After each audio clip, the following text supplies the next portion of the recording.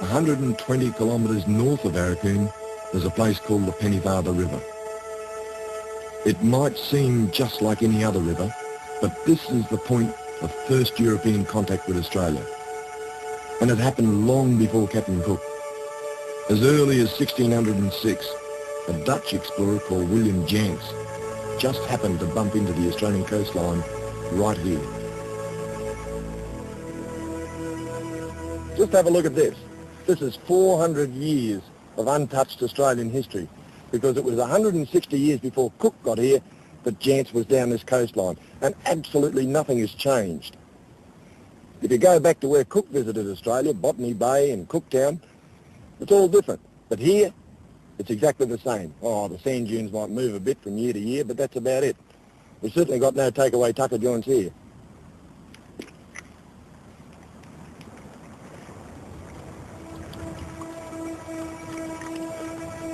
But it seems that tucker was the last thing on Jans's mind. What looks like a tranquil place today turned into a real nightmare for the Dutchmen.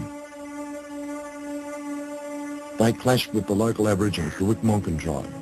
Several men were killed and Jans fled. His journal has never been found, but we can be pretty sure that, like all the other European explorers who followed him, he wasn't too impressed with what he saw of Australia. It's pretty understandable, really. Those Dutch sailors came out here looking for wealth, spices and gold, things they are familiar with. This must have looked like landing on the moon. It's fascinating to imagine what could have happened if they'd stayed longer. Could they have survived? Those people who attacked Jans have been living off the land for thousands of years. Today you can still do it, if you know what you're looking for. You see these? They're cockle shells, and you get them very commonly along this coastline. All you got to do is chuck them on the hot coals and they pop open and you can eat them. They're just like a mussel. In fact, Aboriginals did eat the odd one or two of these.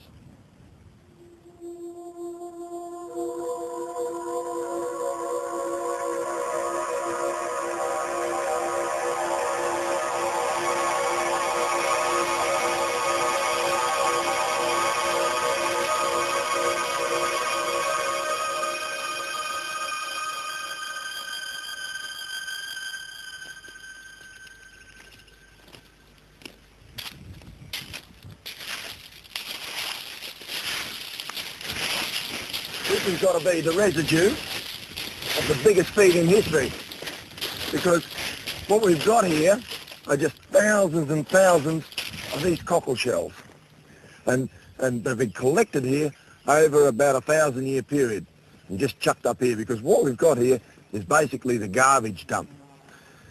All the way back over there, the mounds continue, and right around this Weipa area in Cape York, there are something like 500 of these cockle shell mounds. Absolutely staggering. And if this is any indication, there should be plenty of tucker to be found around here.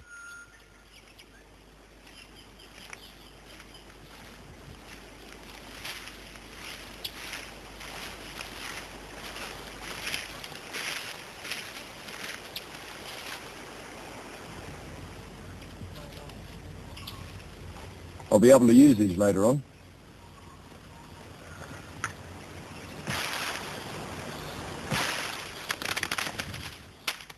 Tell you something about these. These are a thing called nonderplum, and they're only found on this west coast of Cape York, nowhere else. They formed one of the basic staple food items for Aboriginal people. And they'd fall from these trees, like this one behind me, litter the ground for about 2 or 3 months of the year, and then Aboriginal people collect them up, mash them up, or eat them raw. They've got a very mealy sort of a taste to them. Pretty dry too. I was reading in one book one time, an anthropologist bloke by the name of Thompson, I think, reckoned that these were particularly popular with old toothless Aboriginal women. I can understand why.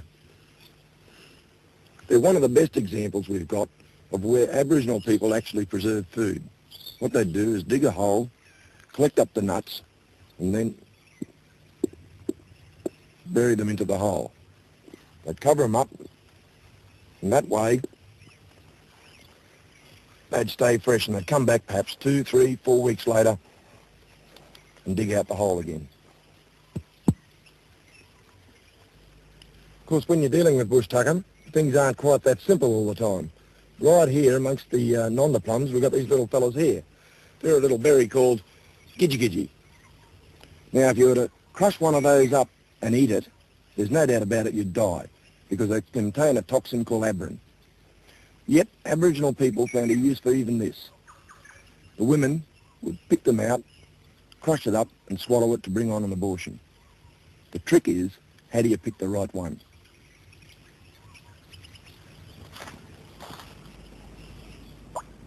The idea is to drop the abra seeds into water. Most of them will sink, but occasionally one will pop back up onto the surface, floating. It was those floating ones that they'd chew up and swallow. Now, half the time, they'd not only abort the fetus, they'd also abort themselves. It was an extremely dangerous practice, a bit like Russian roulette. I guess the whole exercise goes to emphasise the fine line between surviving and dying in the bush.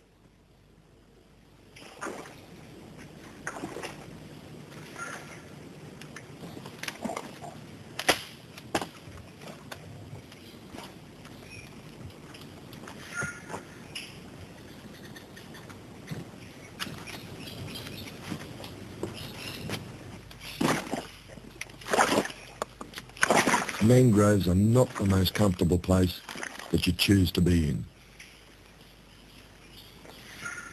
But along this coast, you often have to get through them to get from the sea to the inland. There are mosquitoes, sandflies, and also crocodiles, so I always come prepared.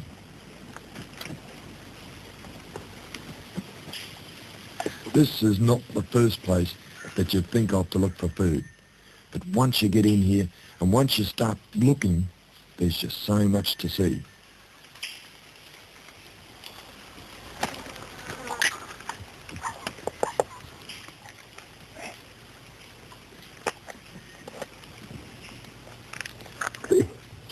It's an untouched, primitive environment, just teeming with life. Like this little fella here, a Queensland mud crab. One of these will certainly give you a good feed.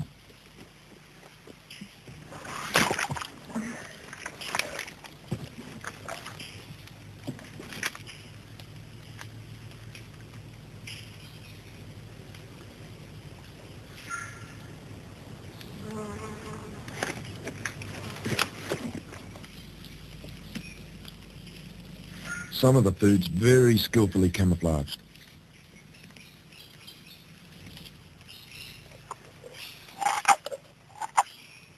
This mud mussel is a real mangrove delicacy.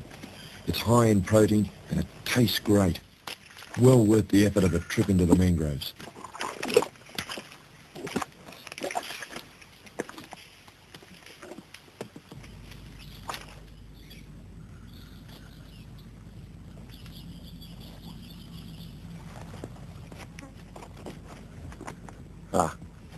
Not only do the animals and the insects give you a hard time in the mangroves, but sometimes the plants do as well.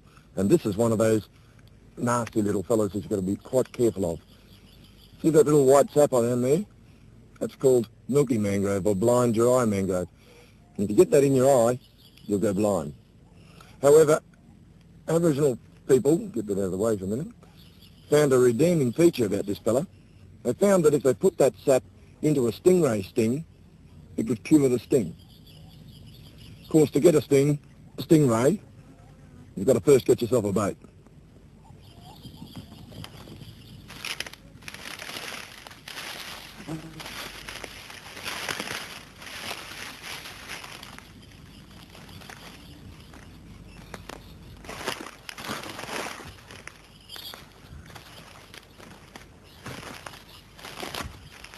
The traditional way to catch stingray around here is from a canoe.